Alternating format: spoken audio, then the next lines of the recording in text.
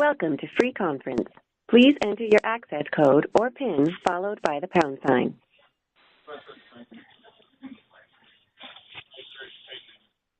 You will now enter the conference. Muted.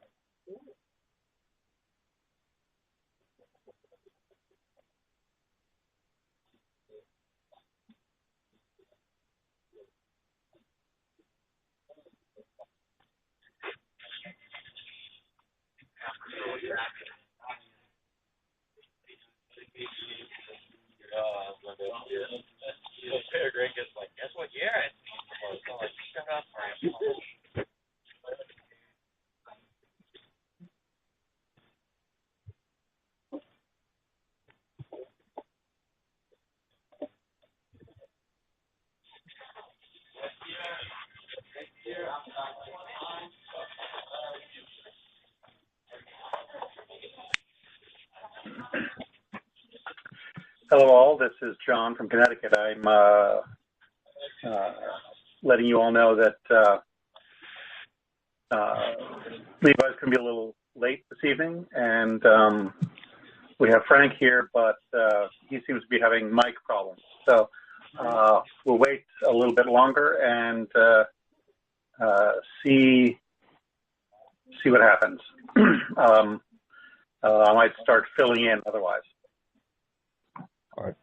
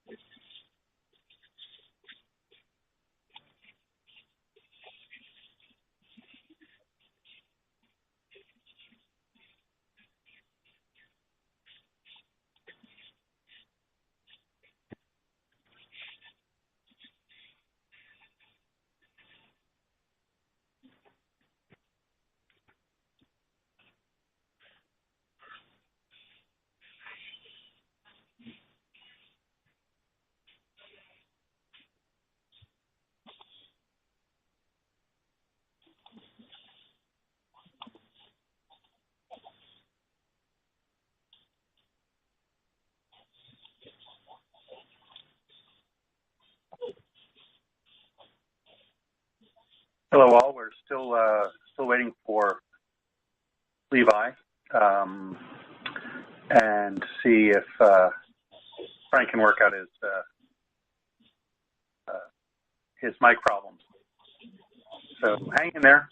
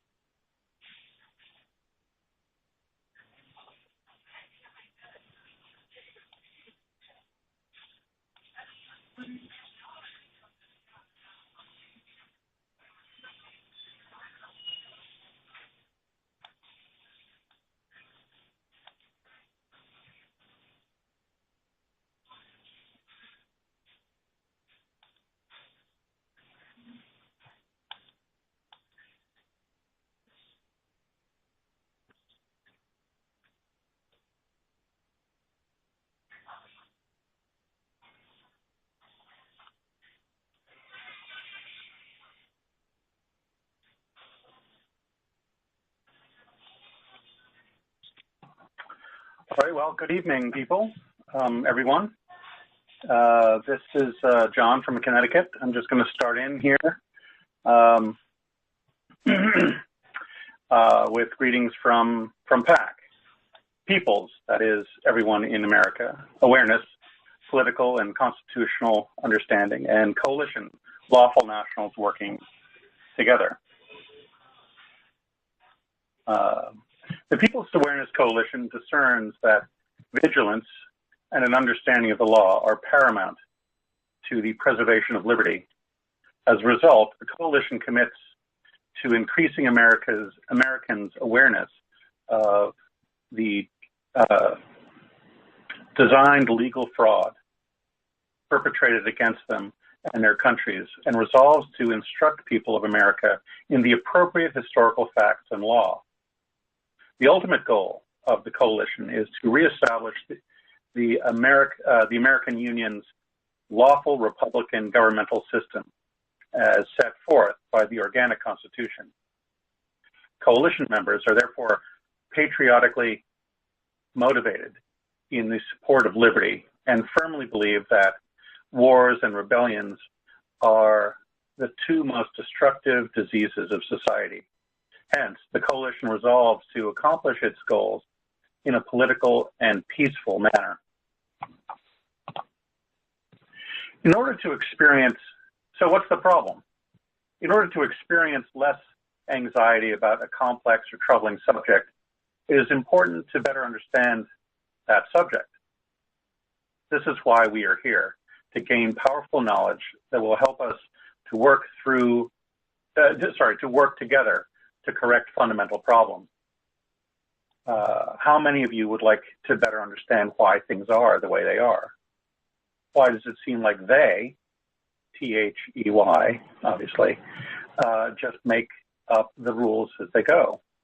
Why are so many people actually afraid of the government? How many of you would like to feel more secure? PAC's goal is to help you answer all these questions and many more by providing the information and the tools that you will need to achieve your lawful remedy. Knowledge is power. Where do we begin?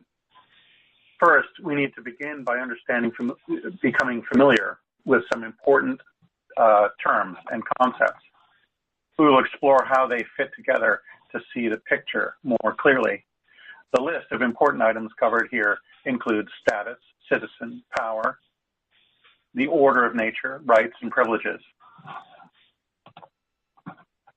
The legal standing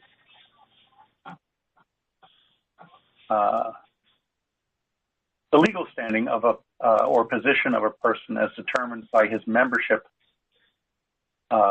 in some class of persons legally enjoying certain rights or subject to certain limitations, conditions in respect, that is, of liberty or servitude, marriage or celibacy, infancy or majority. Examples: a child or a parent, married or unmarried, servant or master, living or dead, citizenship status. Are you there, Frank? No.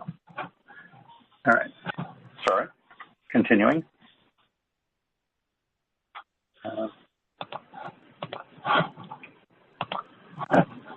There we go.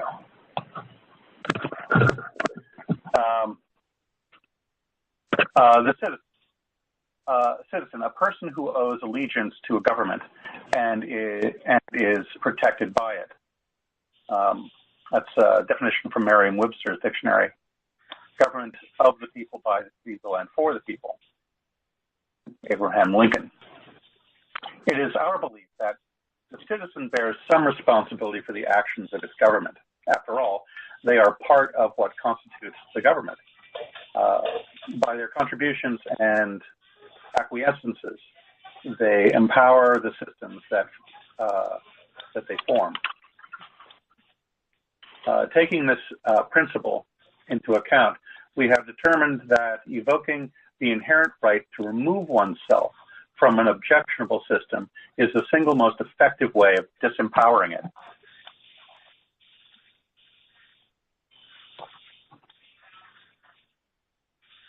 Power. What we mean by power is simply the ability to control. For example, a parent should have power over their child, not the child having power over the parent. Where does the government's legitimate power come from? Governments derive their just power from the consent of the government, of the governed.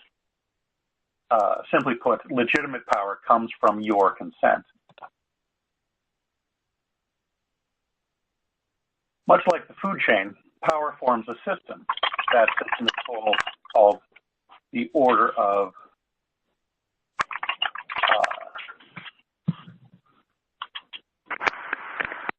that I can't see. I think it's the order of power, the order of nature. I think it's the order of nature. So the order of nature, there it is. The law regards the order of nature. The law regards the order of nature. So what is the order of nature? The order of nature is defined as the physical universe considered as an orderly system subject to natural, not human, or supernatural laws. Simply put, it is the hierarchy of power, the correct way power is supposed to flow. Before the Constitution was written, in ancient law, ancient civilizations considered the following to be the true order of nature: God, individuals, groups, that is, states, federal government. Last, and certainly the least powerful, the federal government. This is individualism, where rights and happiness of the individual are considered more important than the collective. All these concepts add up to your right. It is well said here. We hold these truths to be self-evident, that all men are created equal, that they are endowed by their creator with certain unalienable rights, that among these are life, liberty, and the pursuit of happiness. Unalienable means impossible to take away or give up permanently. Your suspicions, however, are correct. Some trickery has happened. So what's changed? Well, your rights cannot be taken away, and they can't be given up permanently by you, but you can decide not to value them, not to protect them. In essence, you can give them up voluntarily, but they are always there waiting for you to wake up. But how? The 14th Amendment's complex language created for the first time a status called federal citizen. Prior to this, all individuals were members of their state. The phrase privileges and immunities, as opposed to rights, allows the government to change, suspend, or ignore these attributes at any time. The amendment ignores the order of nature, also known as government de jure, and replaces it with man's law, known as government de facto.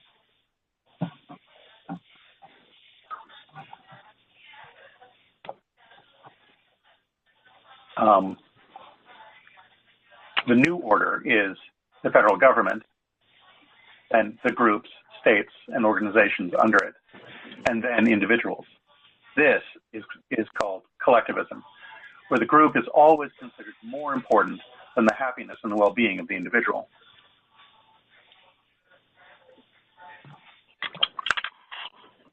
Political power comes from groups of people that share the same status. This is why the states seem to have no power. All people in the states are federal citizens.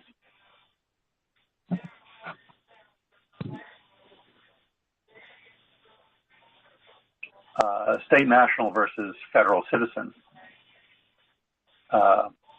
The state national stands on God-given unalienable rights and the order of nature, understands the law, and acts to protect their rights.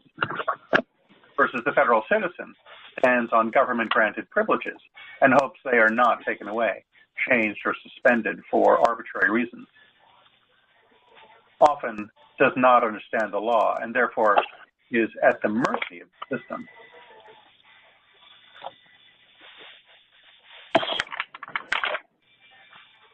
The best way to correct the current situation is to bring the power back to the states as intended by the founders. By correcting your status to that of state national, this means pledging allegiance to a state, thereby bringing political power back to the states and bringing the federal government back into its intended function. The People's Awareness Coalition is here to provide the remedy, but we need your help. It has been the mission of PAC since 1998 to bring proper constitutional education and political awareness to all Americans. It is time we realized, in time it was realized that most Americans were not quite ready. Thus, PAC Alliance was formed. PAC is looking for good people to move this vision forward. Those people are who are looking to free America from its deception and assist those who truly want freedom.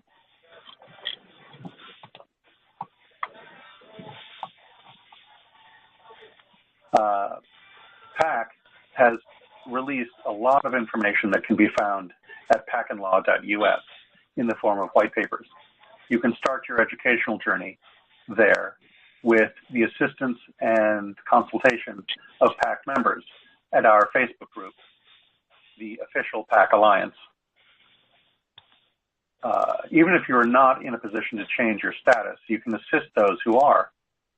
You can volunteer your time to assist with different projects and know that you are contributing to a new, better future for all Americans.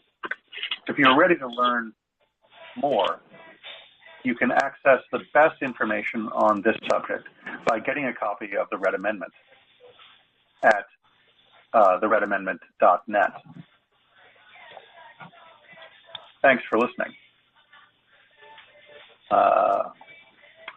Frank, you want to jump in? Can you hear me? I can. Oh, okay. All right. Well, I didn't want to interject. Yeah. The site told me that I had microphone issues when I first signed on, so I had to do some things, and I guess I got it worked out. All right. I've been hearing you type for a while. Oh, you've been hearing me type? Sorry. Yeah. No problem. Sorry about that. Yeah, no. I'm gonna throw the ball in your court now. Okay, yeah. I think that listening to you go through the PowerPoint presentation was really good because I am able to see where I need to add some stuff in, because I'm sure you've noticed from looking at the PowerPoint now and also having heard me do the presentation a few times that I go off into different directions, and I kind of like fill in a lot of space, and that's things that are not in the PowerPoint. Right. And so yeah, it's like kind of a rough draft, and it's good for me because it keeps me on a certain track. But I see that if I want to kind of share this far and wide and have people present it to other people, like this was meant to be presented, visually in front of people with like a group of people to where you can have a discussion, and the points that are on the PowerPoint kind of like keep the discussion going in a certain direction. But for like in terms of a conference call, I think maybe it would be good to have like maybe a whole other thing. But yeah, I don't know. I mean, I think it was good. It was. In fact, it's just it's a bit of stage fright on my part, which prevents me from going off on those tangents that you do and filling in gaps. So that's good. let's do something real quick. Everybody can press *2 to raise and lower your hand. And if we have anybody on the call that has never heard the PowerPoint presentation, that's never been on the call before, if you want to press *2, we won't say anything. We won't call you out if you don't want to be called out or anything. But if you have not heard the PowerPoint before, press *2. If you have, then that's great, and welcome back. I think that most of the general points, John definitely touched all the major points here from the PowerPoint. But I just wanted to come back and kind of crystallize what he just said in a lot of different ways. The big issue that I think that we face, and I think that PAC has zeroed in on, is sort of a state rights issue. States don't really have any power, as John said, and that's because the people in the states are federal citizens. They have been given this citizenship through the operation and the illegal sort of enactment of the 14th Amendment. And the big thing that that L.B. Bork noticed, I guess, when he was writing the book and when he was doing all this research, was that the system at its core is voluntary, and that boils down to also being consenting and these different words. They're like synonyms. So you can take away your consent because the 13th Amendment outlaws slavery or involuntary servitude. So by looking at the current situation and by identifying the problem being the out-of-control federal government, which is imposing its will inside the states and actually directly to individuals within the states, that is against the 10th Amendment. That is against the Constitution, the way it was set up. And so in order to bring that power back, it's important to understand, you have to do something substantive. Going out and protesting and committing acts of violence and stuff like that is absolutely the opposite thing that you should think about doing. And that's what People's Awareness Coalition is here to present people with, the alternative, which is a peaceful alternative and one that is grounded in law and one that is actually being practiced by people right now. It's not a theory. So that's really the important major difference. It's a states' rights issue. It's a voluntary system. You can change your status if you wish. If you have a moral objection to the system, then this is a very good recourse for you. That was my issue with the system. It was a voluntary, it was a moral issue. And what it came down to was I'm seeing my tax money go, about a third of the money that I make, go to building weapons, and then international bankers basically control United States foreign policy, and an imperialist sort of empire building. We, conduct regime change. We invade other countries. We conduct black ops and secret operations and stuff abroad. And we do all kinds of horrible stuff to people. And you can only imagine if the tables were turned, if another country was doing those sorts of operations in your state and they blew up your business and your family and you had nothing left to lose, then you would exactly be in the same position as the so-called terrorists that are operating abroad that we are, brainwashed against. So it's all just a human condition. You would probably react much in the same way as those people do to the same sort of thing happening to you. And so by the golden rule, do unto others as you would have them do unto you, that is exactly why I decided to renounce my citizenship from the federal government, because I would hate that to happen to me, my kids, my family, any of that stuff. So, but when you take a look at it that way, I understand there's a lot of people that would want to do that, and in an ideal world, an ideal situation, everybody would be able to do it right away, but that's just not the case. So that's what the last part of the presentation was about inviting people to go and visit the forum and the Facebook groups, and to invite people onto this call. You can go onto the groups. That's the forum, which is separate from Facebook and any other site. It's an independent forum. It's pacgroups.us, and you can do pacgroups.us, and you can do /tool or /forum or /help. And the open forum is obviously going to be pacgroups.us/forum. And we're always trying to bring people into the fold, those that are interested in learning the information, doing research, presenting their research, helping the group, that want to reach out to individuals, and that just want to be really helpful, doing things like what we're doing now, conducting this conference call, and perhaps setting up flyers to get the word out, to promote the conference call, to promote other PAC functions. That's what we call the PAC Alliance. Everybody that's kind of interested in the information wants to help, but they're just not ready to go through the process, which actually makes up the majority of our group right now. There's a few people that have gone through the process. I've gone through the process, and I'm here to help everybody in a way so as to tell people what I've been through and how I conduct myself on a day-to-day basis, and all of that stuff.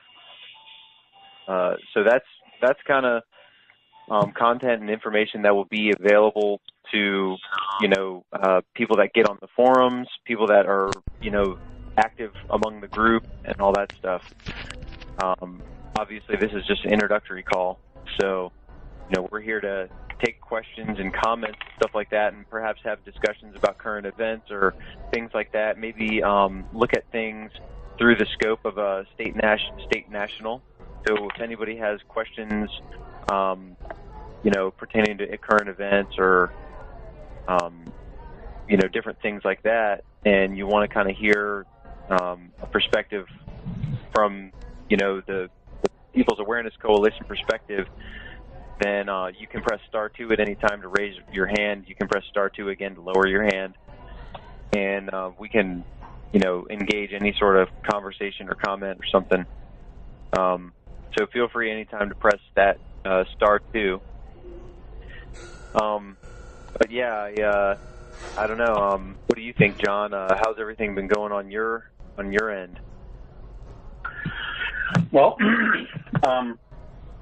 I've managed to eliminate all of my debt. Oh, good. I am, in the continuing in the process. I'm an architect by training, and so because I own my own business, it makes things a little easier to transition to be self-sustaining, and to be out of the system. And things for me are going fairly well in that regard. Yeah. I work a lot to support PAC, and both with the conference calls and other material, and presentation material, and trying to spread the word as best I can. Yeah, that's very good point that you bring up about owning your own business. That was one of the big advantages I had to diving right into the process the way I did. And when I say that, I mean it took me about 2 years. Once I figured out about PAC, I went ahead and did it within 2 years, which actually I think is pretty fast relative to most of the people that have been involved with PAC for quite a while and haven't been able to get there yet for various reasons. And we don't look down on that at all. because we just understand everybody's got their own situations. And a lot of times, we might have found out about this sort of process way after we have made decisions in our lives that got us kind of tied into different things. And then it's kind of a long road back. So I definitely tip my hat to you, John, for getting that much closer by getting rid of your system debt. Yeah, it's something that if you have the discipline to live debt free to begin with, it's a good thing. If you own your own house, chances are you've got a mortgage.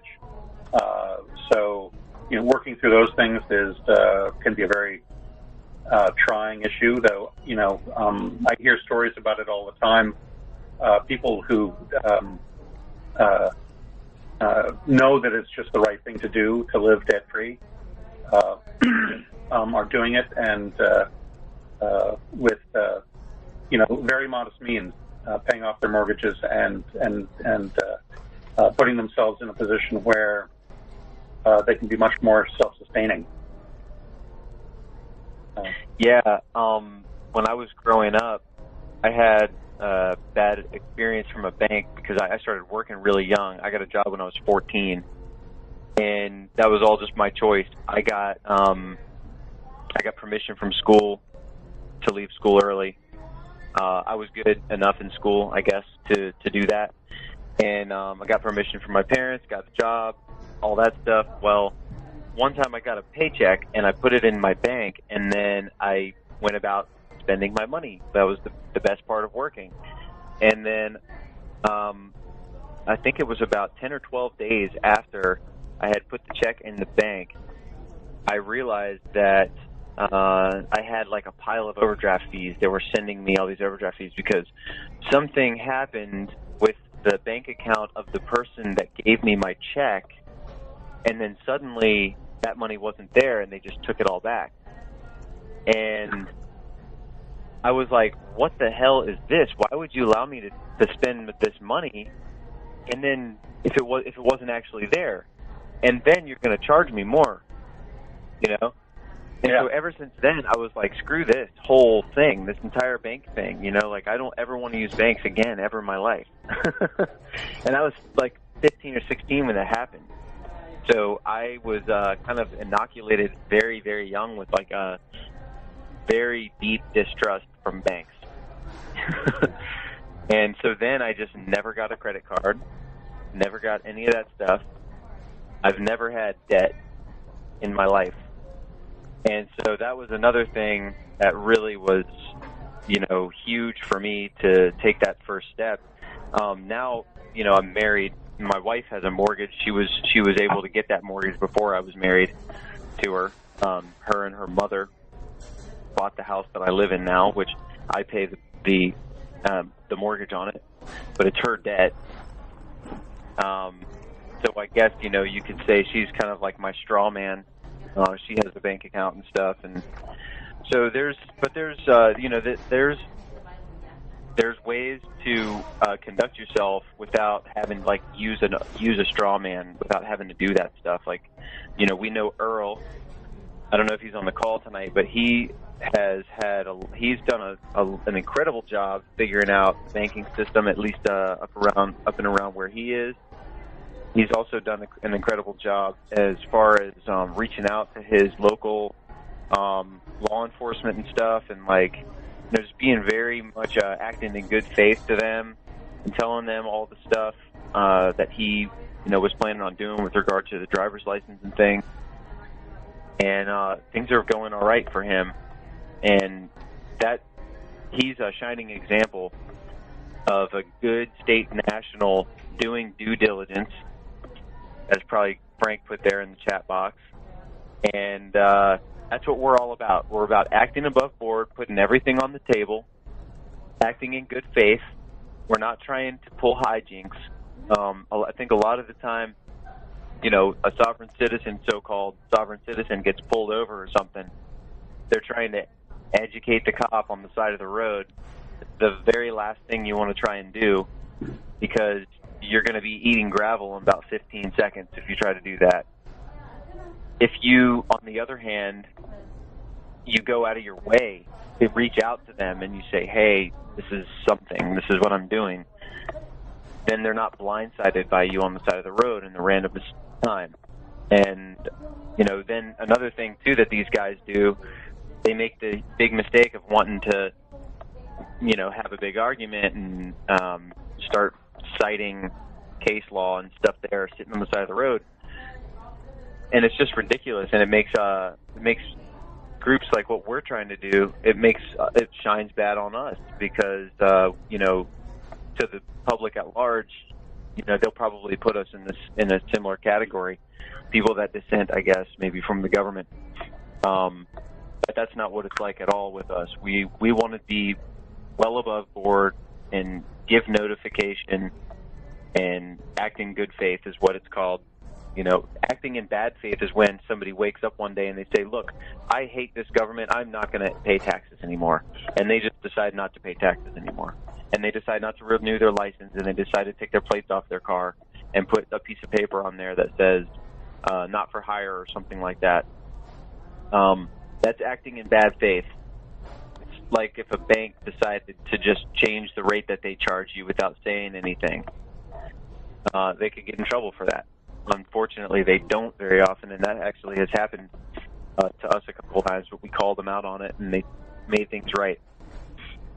But yeah, it's all about doing the right thing and knowing the law, and basically when you operate that way, you're acting in good faith. Naturally, you're sending out notices. Naturally, you're putting everything above board and putting everything square on the table for everyone to see. You're not trying to hide anything. You're not trying. You don't make yourself look like you're trying to pull the wool over someone's eyes. You're trying to pull some hijinks or something. That's the last thing we want to do. And yeah, Frank, I think mentioned the UCC stuff. That's what I was kind of getting into with the whole sovereign citizen thing, and then people wanting to access their trust and stuff like that. We think this is garbage in PAC. We think this is something to be ignored completely. It's not worth your mental time or energy. There's a lot. The way I like to put it, if I can butt in here, the way I like to put it is, there's no freedom. I mean, the reason that we're all bound by this system, this federal system, is that we're all bound to under the federal commercial law, and there is no freedom in commerce, right? Through their contracts, they govern all commerce, and so if you act under the UCC, which is Uniform Commercial Code, then you are essentially giving yourself back into the system that they control. Why would you do that? I wouldn't do that. Yeah. Not to mention, when you look at it, a lot of times these UCC people, they are trying to get around having to pay back a debt that they legitimately owe, like a house or like tickets or something like that. Like they were operating within the system. They did the wrong thing by getting the ticket, by speeding or whatever it is they did, and now they want to try and skirt around or whatever. And so there's a maxim of common law that says, he who accepts the benefit ought to also bear the burden. And so when you accept the benefit of moving into a bigger house and you have told the bank, hey, you're going to pay them back or whatever, that's what you need to do. By trying to do this UCC stuff, expecting to get millions of dollars or something, it's like a pie in the sky. And you expect to try and get out of paying for something that you are having the benefit of. You're staying in house still, or whatever it is. You're never going to see those millions. If they exist, I don't know. If somebody has ever done that before, I don't know them. I've never heard of them, because every time I ask somebody, hey, where did you hear this from? Can you prove it that you did that or something? There's nothing. Can't. There's nobody has any legitimate thing to show for all that crap. Which brings us back to the PAC's motto. Would you like to talk about that? You mean the mission statement? No, the motto, or the PAC is a way of life. It's not a hobby. Life is not a hobby. Courage, strength, courage, and honor. Oh, right. Right. Okay. Yeah. There's a lot of different little kind of like mantras, I guess, that LB set up. So. Yeah. No, but it's true. You have to be strong. You have to be courageous, because in many ways, what we're doing is right, but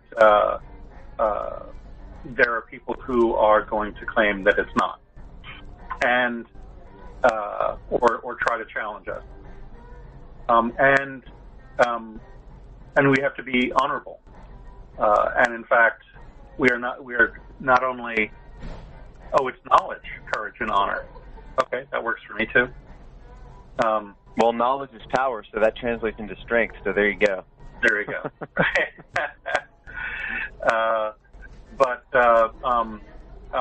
There is a lot of strength in honor and courage. So those things all work very well together. Yes, exactly. Knowledge, courage, and honor. Yeah. What was I going to say? Oh, yeah. When people if somebody wanted to try and refute some of the points that we make, it's really important, obviously, for us to like maintain our composure and everything. And I think that we're pretty good at that. We're getting better as a group, obviously, too. Always trying to improve and stuff. But it's a good opportunity, actually, if this person's open-minded enough, when you present the obvious, legitimate, legal-based material back to them, then that's a really good opportunity. And especially if that sort of conversation happens over social media, then you've got an audience also. So yeah, I mean, I've never seen anybody succeed with the UCC stuff, and I've seen a lot of people do exactly what PAC recommends going through the process. I've seen a bunch of people do that, or a good handful of people. I've seen a whole lot of people that want to do it, and I haven't seen anybody that has raised a legitimate point that would erode at the foundation of what we're doing. You know what I mean? There hasn't been anybody that has brought up anything that makes everyone in the group go, oh, wow, maybe we didn't consider that.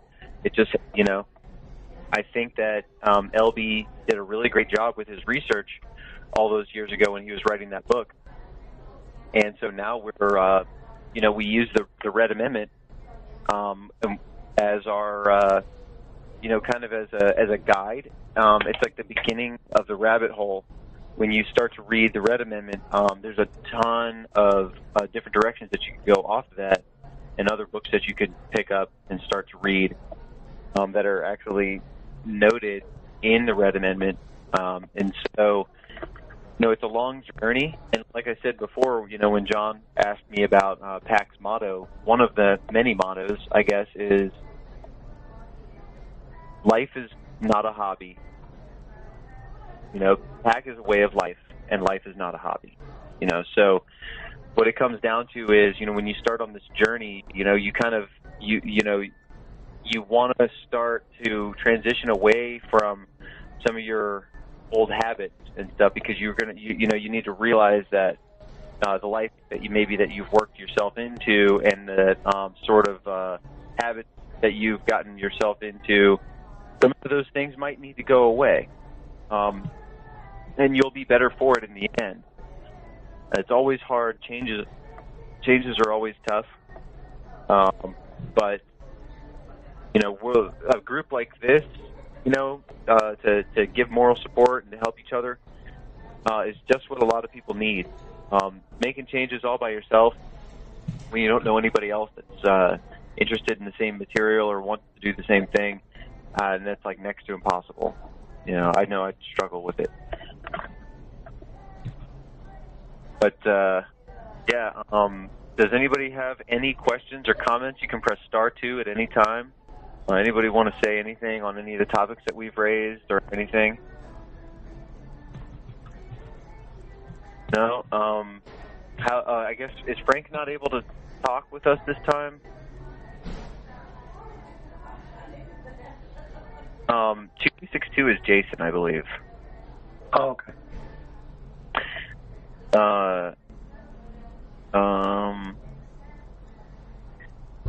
Well, I guess if nobody has any questions or comments, I mean, yeah, Frank's mic's not working.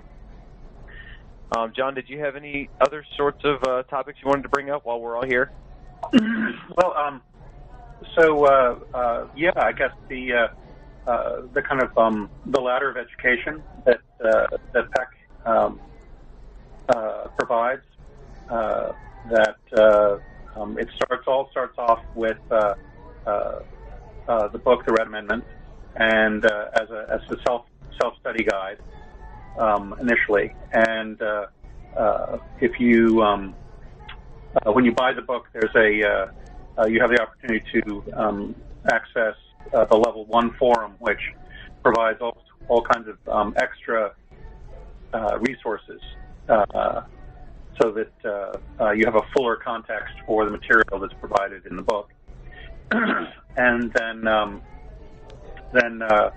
there's once you've sort of gotten yourself familiar with that, there's another level of education, two more actually, that are kind of preparation for kind of furtherance of understanding of the law and how common law, I guess, works in and among, with the Red Amendment.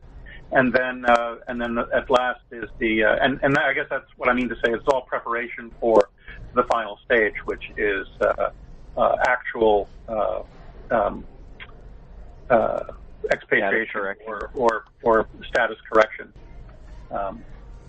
So those are generally the four levels of education that PAC provides, and of course the idea is to create and maintain among us a society of honorable people who can form communities within our own states, so that eventually we can become the body politics of our state, and in that way wrestle power from the de facto system, and force them to at least recognize the law that protects us, so that it shines a big light on the de facto system. Right. Yeah, so people can make an honest choice. Yeah, and I see that they're how do you call it? Exponential acceleration, where we're maybe starting out at the very beginning right now, and we're kind of getting slow momentum, and we're starting to, we're starting to go in a direction, and we're building up some slow momentum. But then once people start to get these field offices set up in their various states, and then people within the states really start hearing about this information, it becomes almost like household name, hopefully eventually, then there will be this explosion eventually of people that just start to really glom on the whole program, and then PAC as a group really won't need to exist, these sorts of conference calls and things like that, because hopefully there will be branches in all the various states, informing people on the law of nations and things like that, and all the different materials that are basically the bedrock of what the People's Awareness Coalition is doing. John was talking about the level of education. You could say that anybody that's just being first introduced to the information, you could say that, I'll get to you, Gabe, in just a second. I see your hands up. You could say that anybody that's on the call for the first time and hasn't had the book, you could say that that's level 0. Once you get the book, then you get access to the level 1 forum, which is kind of like an interactive electronic expansion to the book, like John was saying, with a bunch of supplementary materials to help you understand the material in the book better, legal dictionaries and such to cross-reference all the information that's gone over in the book, then level 2, level 3, and then on to status correction. And all that stuff is being built and constructed and crafted carefully right now with a bunch of very determined and really good people to work with. So anyway, let's get to Gabe. Unmuted. Gabe, you're unmuted now. Hey, Levi. Hey, I just posted early this morning for example, at the New Libertarian Group, and on my wall too. I just stated that I just say that U.S. citizens are responsible for the destruction and genocide all due to tacit consent. Now, I got a lot of people thinking, but most of the people disagree. A lot of these people don't understand whether they say they don't consent or and they try to blame other nations outside the union. The thing that people fail to realize is that you're supporting the more, like, if you vote, or if you pay your taxes or any contract with the federal, you're basically feeding. And it's amazing just to get some of the responses from some of the people, but at the same time, it's conditioning. A lot of people, they think it's okay for the U.S. military to invade other nations and bomb. I just want to go off a little bit what you said early, and then bomb other countries in the Middle East, and then we call those people terrorists and all that. But, a lot of stuff that people just don't understand. That, yes, by tacit consent, yes, we are responsible for all the destruction. Yes, there are other communist countries outside the Union, but I'm just talking about here, and the thing is, people have to break themselves free, and they have to understand why. And, it just takes a little bit, piece at a time, one step at a time, and at least you get people thinking. You say something like that get people just jump up in arms about it, but it's just, you just got to chip out of the way, one piece at a time with people. It's just amazing. It's really hard for them to accept the fact that you're saying you endorse this. Like, you show them a picture of a dead kid that got blown up in a building, in Afghanistan or Syria or someplace. That's a hard thing to look at, and it's uncomfortable. Then you tell somebody, hey, like, you contributed to that. Like, you let them take your money in the form of taxes. You voted for the person maybe that did that. But there's like enough areas of separation. It's kind of like people that don't hunt, that would never butcher an animal, they'll still eat a hamburger. Exactly. You know what I'm saying? Yeah. So they never saw the inner workings of a slaughterhouse, but they'll still eat a hamburger. I like to use the analogy of if I had a cousin, a derelict cousin or something that was living with me, and he was going around and stealing and robbing from my neighbors and stuff, and he was coming back and sleeping and staying at my house, and I knew about it. My neighbors would probably get upset with me. They'd be like, why are you supporting this guy? Why are you helping him do this? Why are you harboring this criminal at your house? He's coming around robbing and stuff around the neighborhood. That's exactly the same thing, Exactly. It's like you are allowing that to happen because you're giving it, you're enabling it, you're giving it power, whatever. It's the same thing. It's just a big, massive scale, and people are so far removed from the bomb that got dropped in Syria. They're here in Falls Church, Virginia, or they're here in, Idaho, and they didn't see it happen. They don't have to clean up the mess. They don't really care. They go to bed at night perfectly happy, because nobody ever put that picture of that dead kid up on in front of them and been like, look, this happened. Imagine this is your kid. Exactly. Well, a lot of these people don't take the responsibility. It's definitely a conditioning. The first thing they'll point the finger at a politician that they voted. Maybe they agree. Maybe there's some people that's not pro-war, within the states. But then, regardless if you don't support the U.S. military invading, you're still supporting the system as a U.S. citizen alone. Right. I mean, it's just, that's the thing. We need to come at people with basic stuff. Yeah. How does the government get its money? Well, taxes. It trades commodities.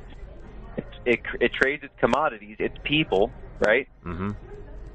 For debt. They get loans from the federal government. So, when you are one of those little bits of energy, when you are one of those little blips, you basically, there you go. You are a penny in their bank. Exactly. And what do? They take out loans. They build the bombs. They spread their imperial, armaments across the world. You basically are a little tiny grain of gold inside a bag of an international banker. Exactly. I agree. Yeah, that's all I have to say. I just want to add a little bit what you said earlier about the invasion stuff, yeah. Yeah. Thanks, Eli. Totally. Right.